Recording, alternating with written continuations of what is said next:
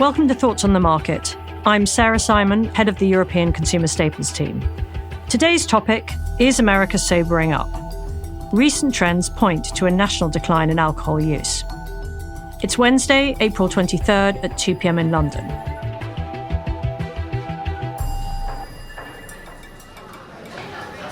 Picture this.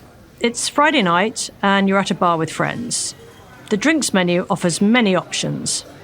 A cold beer or glass of wine, sure, but how about a phony Negroni? And your friends nod approvingly. This isn't just a passing trend. We believe it's a structural shift that's set to reshape the beverage industry. Overall alcohol consumption in volume terms has been relatively flat over the last decade in the US, with spirits growing mid-single digits in value terms and beer growing low single digits. But both categories are currently declining. The big debate is whether it's cyclical or structural. We acknowledge that the consumer is under pressure right now, but we equally see long-term structural pressures that are starting to play out. There are three key factors behind this trend: increased moderation by younger drinkers, an aging population, and then broader health and wellness trends. So let's talk first about Gen Z, those born between 1997 and 2012. They're drinking notably less than previous generations at the same age. In fact, today's 18 to 34-year-olds drink 30% less than the same age group 20 years ago. And we think it's pretty unlikely they'll catch up as they get older. This isn't a temporary blip caused by the after effects of COVID-19 lockdowns or economic pressures. It's a long-term trend that predates both of these factors. And importantly, this isn't a case of abstinence, as in the case of tobacco, but moderation. Younger generations are simply drinking less alcohol and allocating more of their beverage spending towards soft drinks. Secondly, developed market populations are aging. If we look at population data, we see it's today's 45 to 55-year-old age group that drinks the most alcohol and has exhibited the highest growth in consumption and spending over the last 20 years.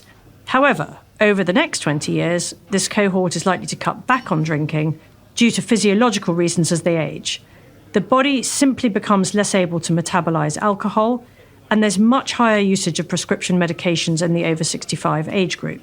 And in just the same way that this cohort was growing faster than the population overall over the last 20 years, because of the higher birth rate in the late 60s and 70s, in future, the aging of these Gen Xers will drive outsized growth in the number of people aged over 75 who consume much less alcohol. And so the result is a disproportionate impact on overall alcohol consumption. And on top of this, there's increased adoption of GLP-1 weight loss drugs that we've talked about previously, and increasingly negative perceptions of the health implications of alcohol as the broader health and wellness trend takes hold. On the flip side, there's also a growing acceptance of non-alcoholic beverages, driven by better products and broader distribution. We expect low and zero alcohol alternatives to gain a larger share of the market as a result.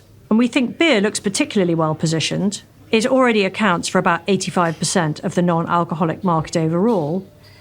And this year in the US, non-alcoholic beer has nearly doubled its share of US beer retail sales compared to where it was in 2021. Now, it's still small, but the growth rate in well over 20% range suggests that share gain will continue.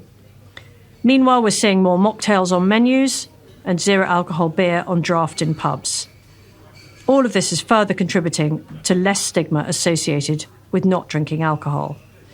And all these trends add up to one conclusion, we think. Earnings pressures on alcohol makers are not simply cyclical, but structural. They've been underway even prior to COVID.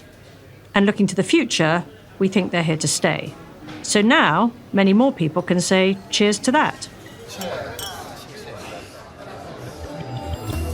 Thanks for listening.